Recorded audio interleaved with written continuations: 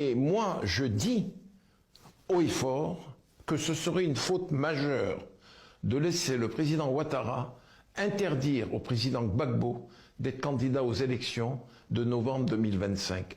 Parce que la Côte d'Ivoire paierait un prix très fort, un prix fait de sang et de violence, si cela devait aller jusqu'au bout. Il faut souhaiter la fin définitive de la France-Afrique, celle dont j'ai été le témoin, dont j'ai été l'acteur et dont j'ai été le complice. Ça fait beaucoup de choses négatives. Je suis Robert Bourgi, 79 ans, acteur et témoin de la France-Afrique, et je suis heureux d'être sur votre plateau.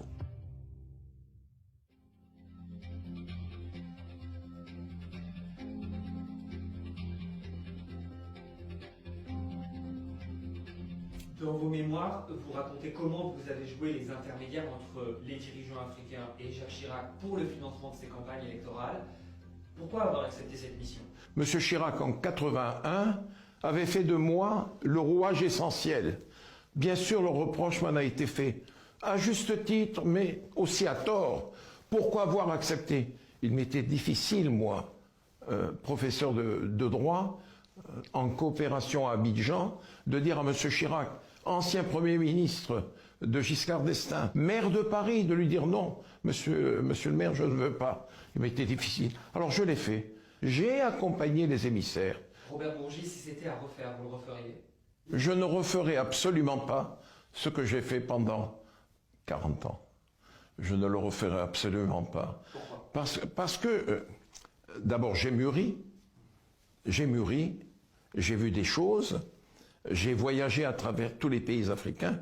Souvent, je me disais, Robert, tu as été chargé d'accompagner un émissaire qui avait 10 millions d'euros, 5 millions d'euros, ça aurait fait des puits, ça aurait fait des écoles, ça aurait fait un dispensaire, ça aurait servi à quelque chose de plus utile pour les populations.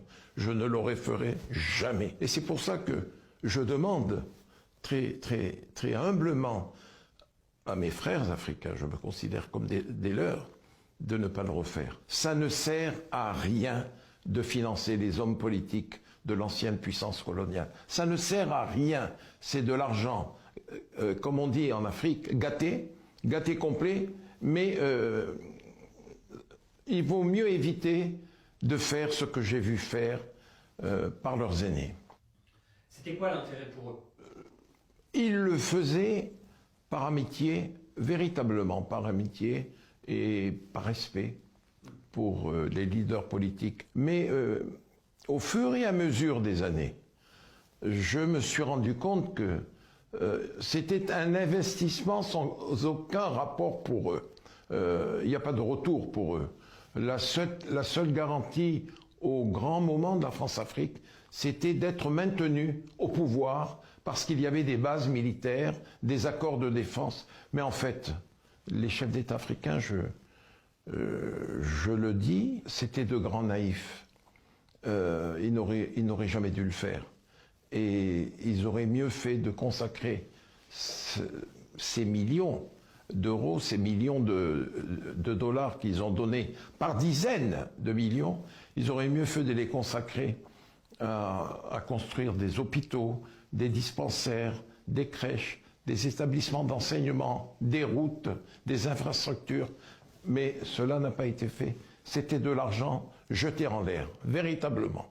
Pourquoi raconter ça aujourd'hui? En 2009, au début de l'année 2009, le président Omar Bongo, il m'a dit « Fiston, tu as... » Comme il m'appelait, et moi je l'appelais papa, il me dit « Fiston, tu sais tout ce que j'ai fait pour les hommes politiques de droite et pour les autres depuis 40 ans. Depuis quelques années, je sens que l'accueil qui m'est réservé en France est de moins en moins chaleureux. Parfois, je cherchais à voir Jacques Chirac au téléphone, on ne me le passait pas, ou j'avais difficilement des rendez-vous. Mais ça n'est pas grave. Je te demande une seule chose. Je ne vais pas tarder à partir. Je lui dis, papa, parlez-vous comme ça? J'espère que vous allez tous nous enterrer. Il me dit, fiston, je suis très mal. Et il est parti d'ailleurs en juin 2009. Et il m'a dit, je voudrais qu'un jour tu sois ma mémoire et que tu puisses tout révéler de ce que j'ai fait. Et c'est ce que j'ai fait. Mais seulement lorsqu'en 2011, dans le JDD, j'ai fait de grosses révélations, la planète médiatique m'était tombée dessus et les chefs d'État africains que j'avais servis depuis des décennies m'ont tourné le dos. Ils se sont dit, mais qu'est-ce qui lui prend, Robert, notre frère, notre ami, notre confident, notre conseiller, qu'est-ce qui lui a pris de raconter tout cela, de déballer? Seulement, ils n'ont appris que, en même temps que vous tous, pourquoi j'avais fait ces mémoires. C'est la promesse que j'avais faite au président Bongo, mourant. Vous racontez aussi dans le livre le dernier contact que vous avez eu avec Laurent Gbagbo. J'ai dévoilé dernièrement le dernier contact que j'ai eu avec Laurent Gbagbo depuis le bureau du président de la République française, où j'ai essayé de solliciter du président Sarkozy qu'il admette que Laurent Gbagbo avait gagné les élections. Pour vous, il avait gagné? Non seulement pour moi, mais nous savions en France qu'il avait gagné les élections. Mais le président Sarkozy avait obtenu un mandat des Nations Unies pour faire respecter les résultats proclamés par la CENI, alors que le Conseil constitutionnel ivoirien avait déclaré Gbagbo vainqueur. Et c'est là que le président Sarkozy a prononcé ce mot, vitrifié. Je vais vitrifier Laurent Gbagbo. Il a dit qu'il a vitrifié Laurent Gbagbo. Il l'a dit dans son bureau. Et pourquoi voulez-vous que je mette dans la bouche du président de la République française des mots qu'il n'a pas prononcés? Le livre, il est sorti il y a 2 mois. Vous avez vu un seul démenti de mes propos? Personne.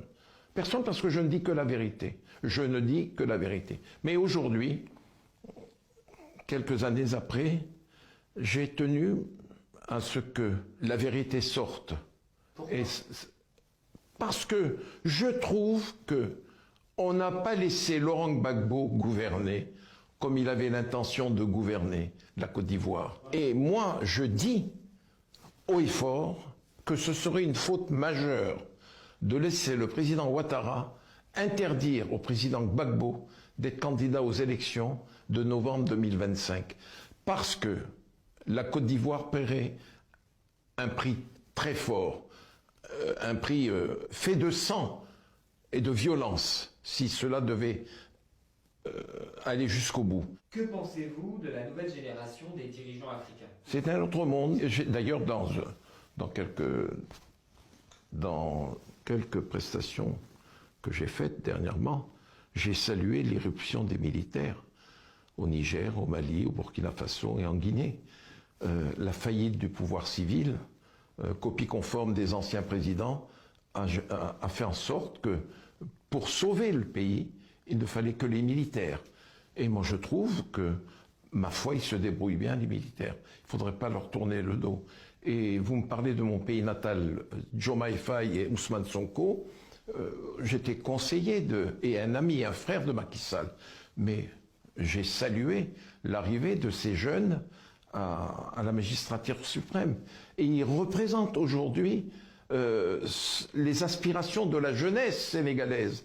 Au Sénégal, la population est constituée de 70% de jeunes qui n'ont plus rien à voir avec les schémas politiques de leurs aînés. Vous savez, c'est un monde nouveau. Et il faut que la France s'adapte. Et ce que les Africains ne supportent plus, c'est l'arrogance. L'arrogance du président Macron. Quand il s'adresse à ses pairs africains, c'est comme s'il s'adressait à des étudiants. Voyez, s'il tourne le dos à la France, dans certaines républiques, c'est par la faute des dirigeants politiques français. Et c'est tout. Combien de chefs d'État africains vous avez fréquentés? Vous avez une idée? Une vingtaine. Au plus près. Une vingtaine de chefs d'État? Ah oui, au plus près. Il m'est arrivé de rentrer dans la chambre du président Mobutu, du maréchal Mobutu au Zaïre, à Gbadolité, comme il m'est arrivé de m'asseoir à sa demande, dans le fauteuil qui était le sien dans l'avion présidentiel, ce que on ne s'assoit pas dans le fauteuil du chef. Ça m'est arrivé à Dakar, ça m'est arrivé au Zaïre, ça m'est arrivé bien entendu au Gabon, ça m'est arrivé en Mauritanie. C'est pour ça que je vous dis qu'il faudrait me cloner et faire des Robert Bourgi, mais avec moins de choses désagréables et négatives à son actif. Vous voyez? Désagréable, c'est-à-dire? J'ai souvent été un connaisseur de choses pas très honnêtes, pas conformes à la morale humaine. Gardons ça pour le tome 2. La team, vous venez d'écouter ici Robert Bourgi. Robert Bourgi, une fois de plus, l'homme qui nuit aujourd'hui tous les militants du RHDP. Et j'ai envie de dire aux militants du PPACI que ce monsieur ne doit pas vous nuire. Hein? Toutes les sorties qu'il fait mal à l'adversaire. N'entrez pas dans le jeu de l'adversaire. Toutes les sorties de Robert Bourgi font mal à l'adversaire. Ils vont vous expliquer qu'il est en train de faire la promotion de son livre. Et puis quoi? Et puis quoi? Est-ce que c'est parce qu'il fait la promotion de son livre qu'il ne dit pas la vérité pour autant? Il est en train de dire la vérité, malgré qu'il fasse la promotion de son livre. Et il a clairement écrit un livre pour donner les détails. Et aujourd'hui, nous voyons quand même ce qui est en train de qui veut se repentir. Il dit qu'il a un regret profond et qu'il se sent africain. Il dit que si c'était à refaire, il ne le referait plus. Bon, il faut en tirer des leçons et des conclusions. Nous demandons à ces gens le respect. Même la phrase de Macron aujourd'hui, si elle pouvait à un moment donné se remettre en question de manière véritable, venir sur le terrain des négociations de manière équitable, sans vouloir avoir un comportement paternaliste en ce moment, on pourrait peut-être discuter avec les Français aussi.